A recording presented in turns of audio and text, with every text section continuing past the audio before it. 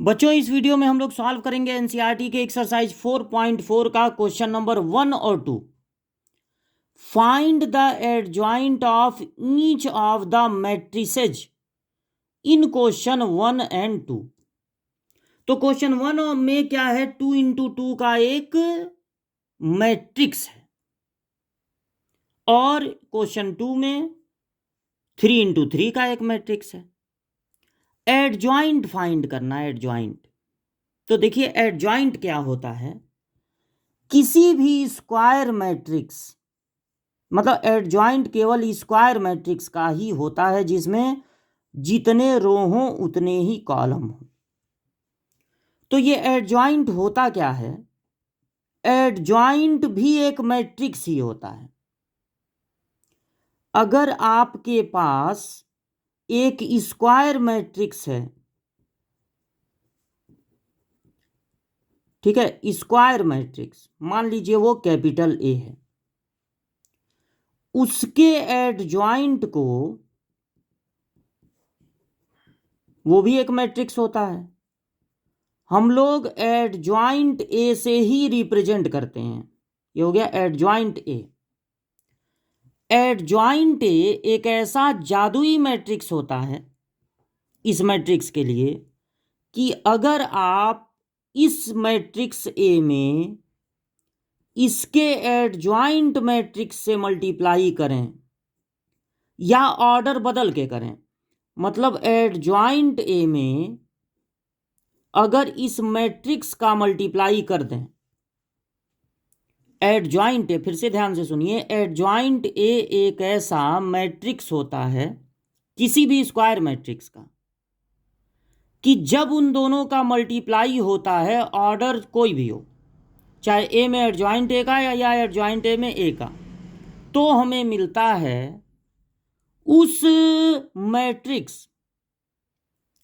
Matrix के determinant की value into identity matrix, उस मैट्रिक्स से बने डिटर्मिनेंट की वैल्यू इनटू आई का मतलब आइडेंटिटी मैट्रिक्स। ये होता है एडजॉइंट ए का कॉन्सेप्ट। अब एडजॉइंट ए आप लिखेंगे कैसे? देखिए, किसी भी स्क्वायर मैट्रिक्स का जो एडजॉइंट होता है, वो होता है एक ऐसा मैट्रिक्स बनाना होता है जिसमें सारे एलिमेंट के कोफैक्टर लिखे जाते हैं। इससे क्या करना है, एक और मैट्रिक्स बनाना है। उस मैट्रिक्स के अंदर क्या लिखना है, इन एलिमेंट को नहीं लिखना है, इन एलिमेंट के कोफैक्टर्स को लिखना है और बाद में उसको कर देना है ट्रांसपोज। पहले क्या करना है, इनका कोफैक्टर लिखना है, बाद में कर देना है ट्रांसपोज, तब आपको उस मैट्रिक्स का एडजॉइंट मैट्रिक्स मिलेगा।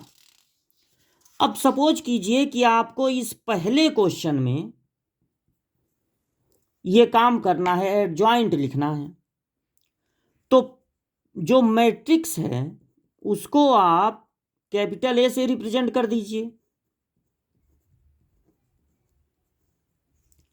और अब ये जितने भी एलिमेंट हैं उनका कोफैक्टर लिखिए, A11, A12, A21, A22। Cofactor को यहां पर आप हेडिंग डाल सकते हैं, कोफैक्टर्स। हम लोग यहां पर क्या लिखने जा रहे हैं, सारे एलिमेंट के कोफैक्टर लिखने हैं। पहला काम क्या करना है, सारे एलिमेंट के कोफैक्टर लिखने हैं। अब कोफैक्टर को आप समझ गए होंगे किससे रिप्रेजेंट किया जाता है, कैपिटल ए से। इसको कहते हैं 1 1 पोजीशन, पहला रो पहला कॉलम। ये 1 2 है, पहला रो दूसरा कॉलम, A21 दूसरा रो पहला कॉलम, और A22। इनके कोफैक्टर को कैपिटल ए से रिप्रेजेंट करेंगे, ठीक है। अब कोफैक्टर लिखते कैसे हैं, मान लीजिए आपको इसका कोफैक्टर लिखना है, इसका लिखना है, इसका लिखना है, इसका लिखना है। सबसे पहले 2 × 2 का जो डिटर्मिनेंट होता है, मैट्रिक्स नहीं डिटर्मिनेंट, 2 × 2 का जो डिटर्मिनेंट होता है उसके पोजीशन की साइन होती है प्लस माइनस माइनस प्लस।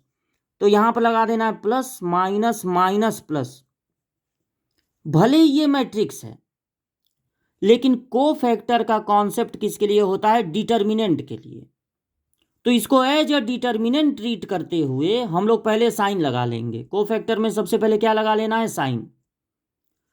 अब इस एलिमेंट का कॉलम और रो छोड़ देंगे तो क्या बचेगा? 4, वो यहां लिख देंगे। अब इस एलिमेंट का देखिए, इसका कॉलम और रो छोड़ देंगे, क्या बचेगा? 3।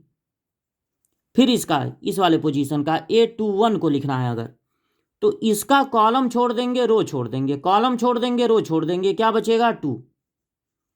इसका कॉलम छोड़ देंगे, रो छोड़ देंगे, क्या बचेगा? 1। ये हो गया कोफैक्टर। कोफैक्टर हमने अलग से लिख दिया।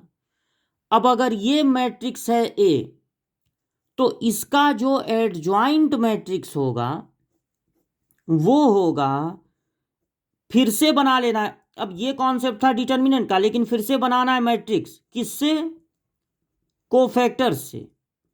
और बाद में उसको क्या कर देना? ट्रांसपोज।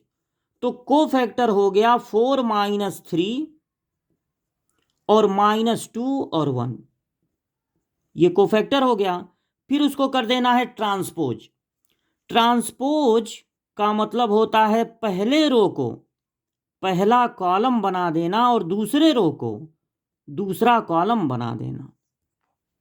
ये जो आपको मिला, कोफैक्टर लिखे फिर ट्रांसपोज कर दिए, ये जो आपको मिला यही एडजॉइंट ए कहलाएगा। क्योंकि अगर इन दोनों का मल्टीप्लाई हो गया तो मिलेगा जो इसके डिटर्मिनेंट की वैल्यू होगी। डिटर्मिनेंट की जो वैल्यू होगी यानी 4 - 6 यानी -2 इंटू आइडेंटिटी मैट्रिक्स, मतलब 1 0 0 1। आपको सिर्फ इसका कोफैक्टर एडजॉइंट लिखना था, जो कि ऐसे लिखेंगे। अब अगर आपको इस 3 × 3 के मैट्रिक्स का पता लगाना है एडजॉइंट, तो इसको ए सपोज कर लिए, इस मैट्रिक्स को सपोज कर लिए ए।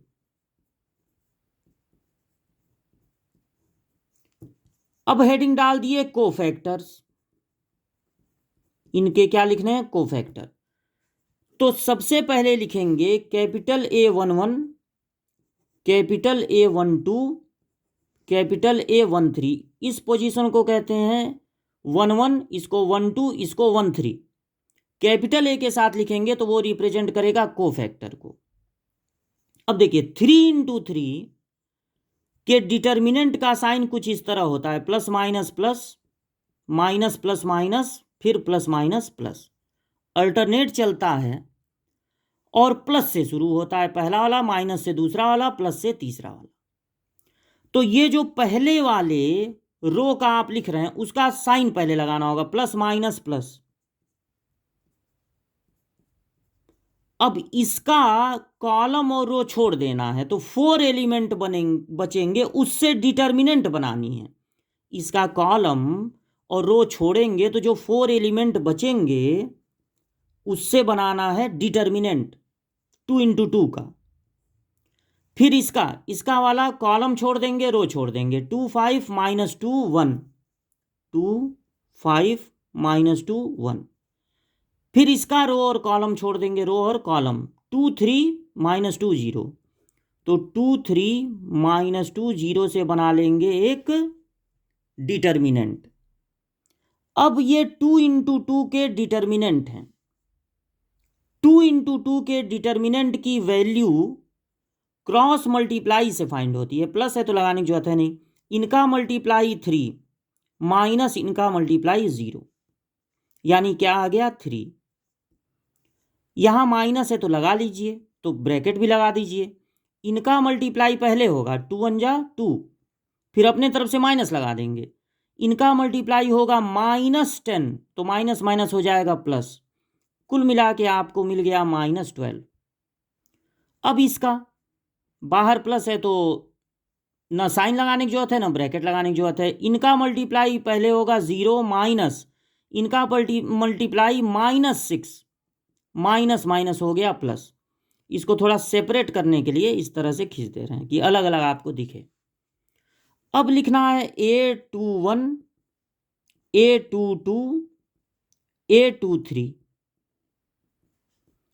तो पहले पोजीशन का साइन लगाना होगा, ये बीच वाला है ना second row, minus plus minus. फिर आपको बनाना है छोटा छोटा डिटर्मिनेंट, छोटा छोटा डिटर्मिनेंट। अब इसका कॉलम और रो छोड़ दीजिए, तो -1 2 0 1, -1 2 0 1।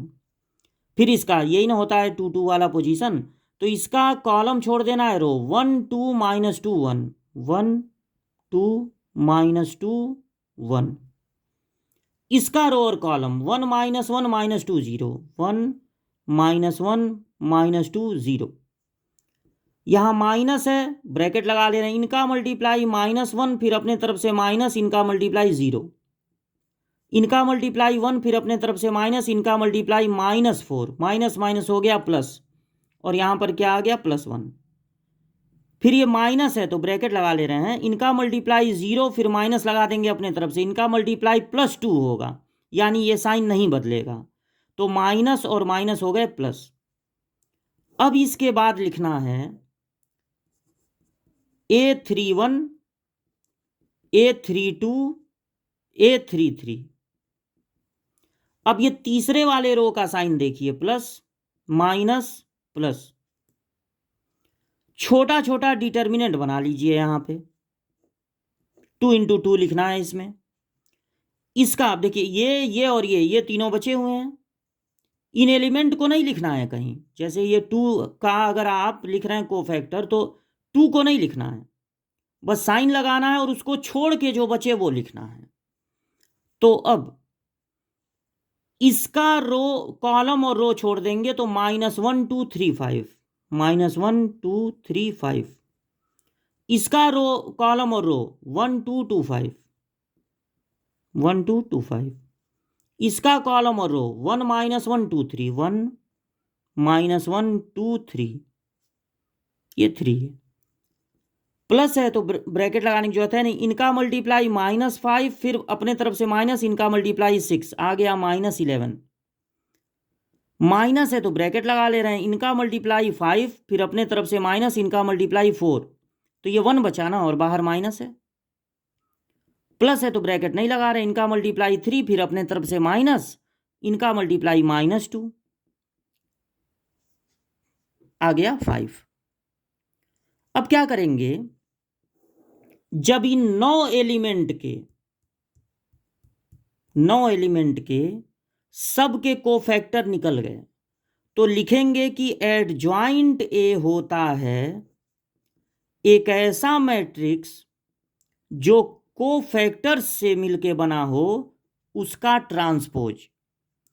तो कोफैक्टर है आपका 3 -12 6। अपने अपने पोजीशन पर लिखेंगे, A11 वाला यहाँ, A12 वाला यहाँ, A13 वाला यहाँ। उसी तरह से यहाँ लिखे भी हैं ताकि इधर उधर ना देखना पड़े। 152, 152, -11, -1 और 5। अब कर देना है इसको ट्रांसपोज। ट्रांसपोज करने का मतलब होता है रो को बना देना कॉलम, या कॉलम को बना देना रो। तो ट्रांसपोज होगा इस तरह से, पहले रो को पहला कॉलम, दूसरे रो को दूसरा कॉलम, तीसरे रो को तीसरा कॉलम। ये जो मिला है यही एडजॉइंट ए है। अगर आप इसका और इसका मल्टीप्लाई करके देखें तो आपको मिलेगा जो इससे बने डिटर्मिनेंट की वैल्यू होगी उतना इंटू आई का मतलब आइडेंटिटी मैट्रिक्स, मतलब 1 0 0 0 1 0 0 0 1। तो ये इसका कहलाता है एडजॉइंट। तो ये पूरा सॉल्यूशन था क्वेश्चन नंबर 1 और 2 का।